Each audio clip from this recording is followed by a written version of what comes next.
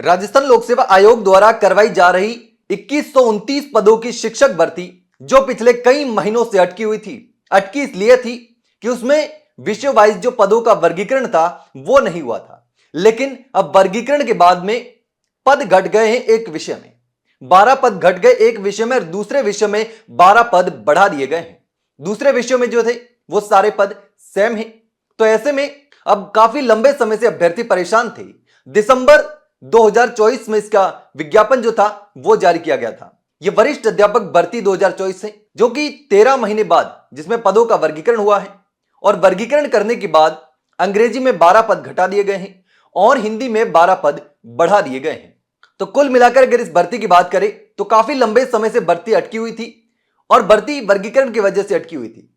उसके बाद परीक्षा के बाद रिजल्ट भी जारी नहीं हो रहा था, और इसका भी कारण यही था कि पदों का वर्गीकरण नहीं हो रहा है। तो ऐसे में 8 विषयों की यह भर्ती जो थी 2129 पदों के लिए निकाली गई थी। इसमें पहले अंग्रेजी में 327 पद थे, अब यह घटकर 315 पद रह गए हैं।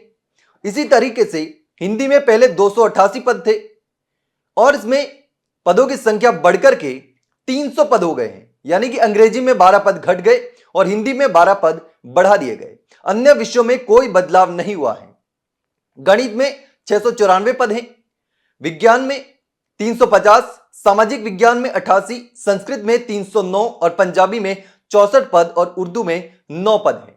अब अगर यह पूरा मामला क्या है तो आपको बता दें कि वरिष्ठ अध्यापक भर्ती 2024 का नोटिफिकेशन जो था वो दिसंबर 2024 में जारी किया गया था। इसके बाद करीब 4 माह बाद 7 से 12 सितंबर 2025 को इस भर्ती की परीक्षा का आयोजन हुआ।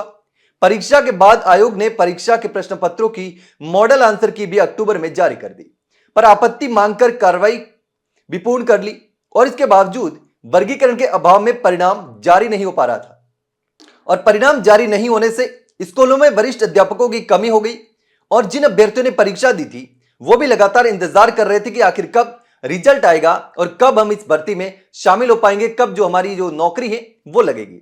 तो ऐसे में बड़ी दुविधा में अभ्यर्थी तो थे ही, शिक्षकों की भी कमी थी, वरिष्ठ शिक्षकों की। तो अब ये जो समाधान है, ये समाधान होने के बाद में पदों का वर्गीकरण हो गया, इसके बाद में रिजल्ट जारी हो जाएगा, और रिजल्ट जारी होने से इस भर्ती में जितने भी अभ्यर्थी थे असमंजस की स्थिति में थे, उन अभ्यर्थियों का कंफ्यूजन दूर हो जाएगा, और शिक्षक जो जहां कमी है शिक्षकों की वो भी पूरी की जाएगी।